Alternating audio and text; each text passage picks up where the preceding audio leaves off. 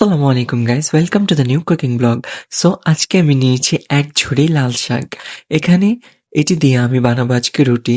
এটা খুবই unique recipe, জানি কখনো খাওয়ানি, বাট এটা খুবই হেলদি রেসিপি। সো শেষ পর্যন্ত দেখতে থাকো। প্রথমে একটি সসপ্যানে নিয়ে নিলাম 1 কাপ পানি। 1 কাপ পানি দেওয়ার পরে এটাতে আরো আধা কাপ পানি যোগ করেছি। তারপরে যোগ করলাম লবণ, তারপরে কাঁচামরিচ, পেঁয়াজ কুচি, রসুন কুচি এবং একটু জিরা। তারপরে দিয়ে দিলাম হলুদ। হলুদটা তোমরা স্কিপ করতে পারো, আমার লাল লাল রুটি ভালো লাগে না, তাই ভাবলাম যে একটু হলুদ হলে একটু খেতে অ্যাপেলিং লাগবে।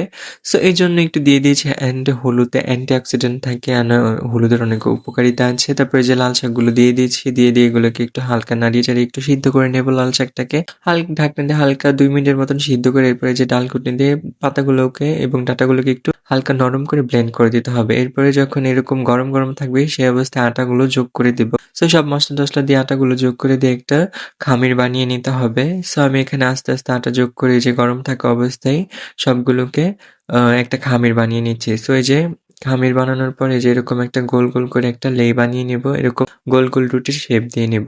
সো প্রথমে হাতের তালুতে রেখে এভাবে চাপ দিয়ে দিয়ে আঙুল দিয়ে তারপরে ঘুরিয়ে ঘুরিয়ে এভাবে একটা গোল রাউন্ড শেপ নিয়ে নিব।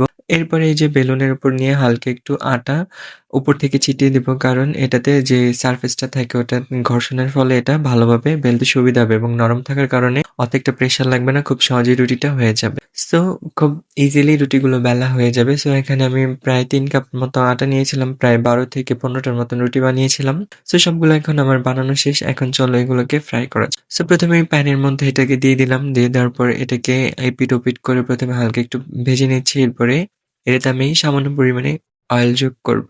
সো তোমরা চাইলে অয়েল যোগ করতেও পারো, নাও করতে পারো, it's optional.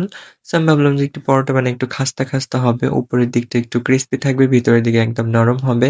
So oil add করার পর এখানে আমি এই পিঠ ও পিঠ ভালো মতন 2 পিঠ সুন্দর করে একটু সময় নিয়ে ভাজতে হবে, কারণ এটার ভিতরে যদি কাঁচা কাঁচা থেকে যায় তাহলে খেতে একদমই ভালো লাগবে না। লাল শাকের মধ্যে অনেক উপকারিতা আছে, যে দেখো আমার রুটি বানানো শেষ। তো এইভাবেই আমি প্রত্যেকটা রুটিকে এপিট ওপিট করে উল্টাপাল্টা করে সবগুলোকে ভেজে নিচ্ছি একটু তেল দিয়ে। খেতে খুবই দারুণ ছিল এবং এটি খুবই হেলদি একটা রেসিপি। সো প্লিজ তোমরা সবাই বাসায় ট্রাই করে, যে আমি তোমাদেরকে দেখাচ্ছি যে কেমন হয়েছে। দেখো ছিঁড়ে দেখাচ্ছি, রুটিটা নরম। তো এরপরে যে খেয়ে দেখাচ্ছি। আমি খেয়েছিলাম রাত্রে, সো আমি ডিনার করেছি এটা দিয়ে, খুব ভালো ছিল। Thank you so much guys for watching.